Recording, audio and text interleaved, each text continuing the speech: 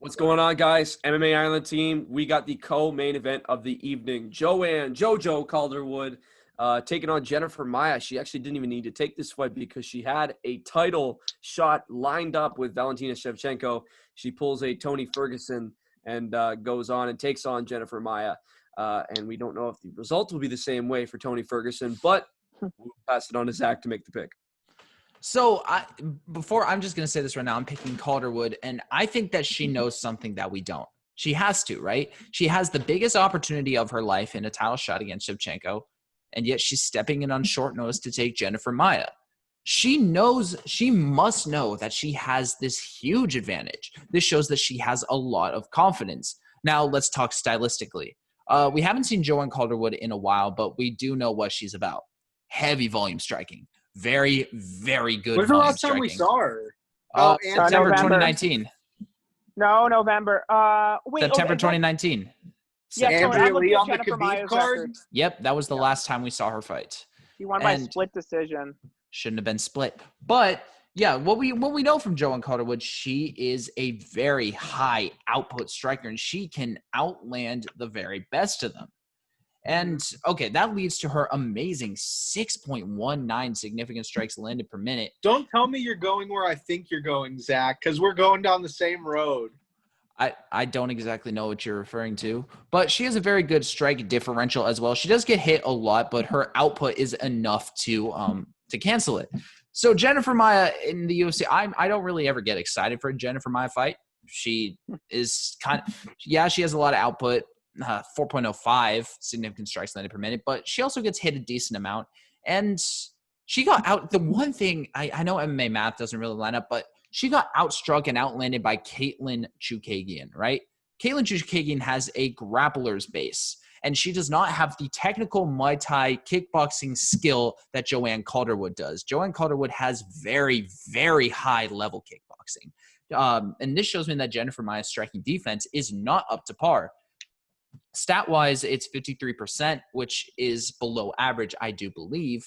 But I think she has truly never fought anyone with the output of Joanne Calderwood, and I don't think it's really even close.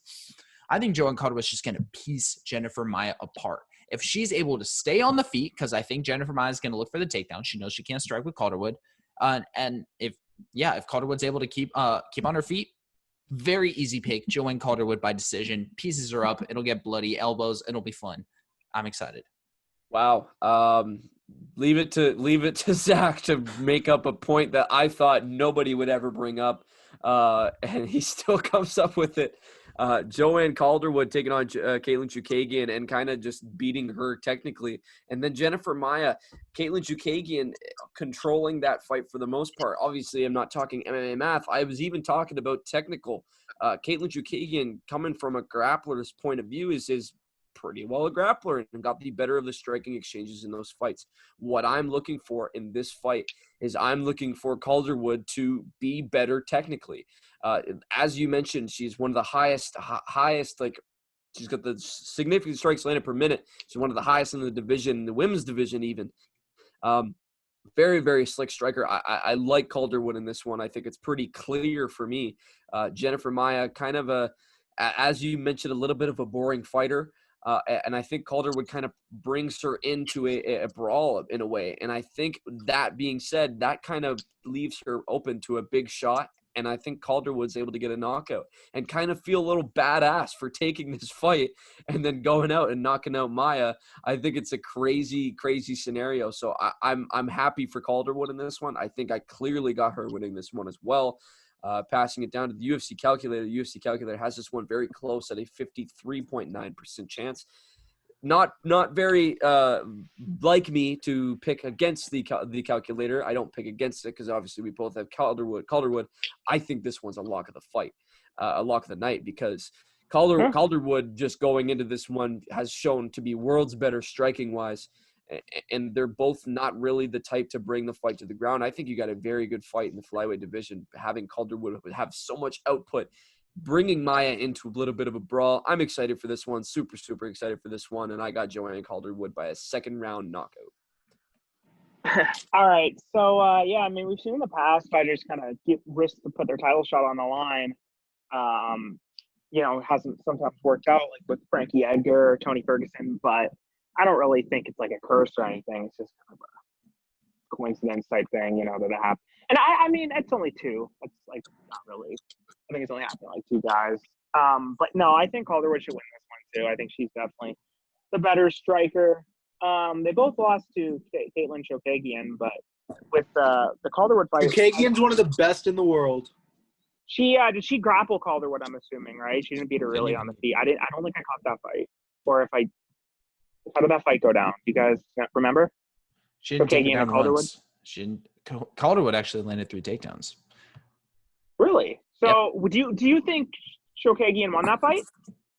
I don't know. I can't say for now. Yeah, I don't really remember the fight. All I remember is Calderwood striking throughout her career has been insane. So Yeah, no. that's kind of why I mentioned that, because just looking at Calderwood with her striking against Chokagian, Maia wasn't able to do anything with it.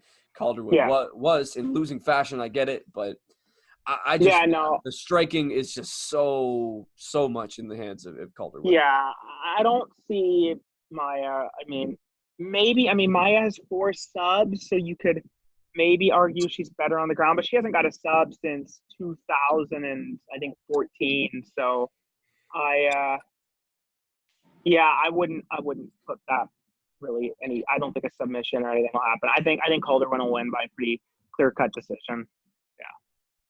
I've got I'll one up you, Michael. I got Calderwood by first round knockout. Hey, there we go. I think she's going to be crisp. I think you make a great point, Zach. She knows something. I wholeheartedly agree. I won't keep us too long. I just think that I got Calderwood round 1 KO, baby. It's going to be glorious. She's going to be running around, and then she's going to really flag on the back. Yeah, she's going to really feel like she deserves that title shot, which is good. Yeah. Well, good for her. And we got a clean sweep on this one. We want to know if you guys disagree. Let us know in the comments. We're really, really excited for this one. We want to know if you guys are as well. Kind of an underrated co-main event, in my opinion. I think a lot of people see this at the co-main and they're like, what? But I think this is a pretty good co-main event. Wasn't even supposed to be. We were supposed to have Aldana on home. But that leads us into the main event of the evening, and we want to make sure you guys check out that one as well. But check out the whole Fight Pick videos. You guys can make some money if you agree with us. But we're going to pass it on to that one. We appreciate you guys watching.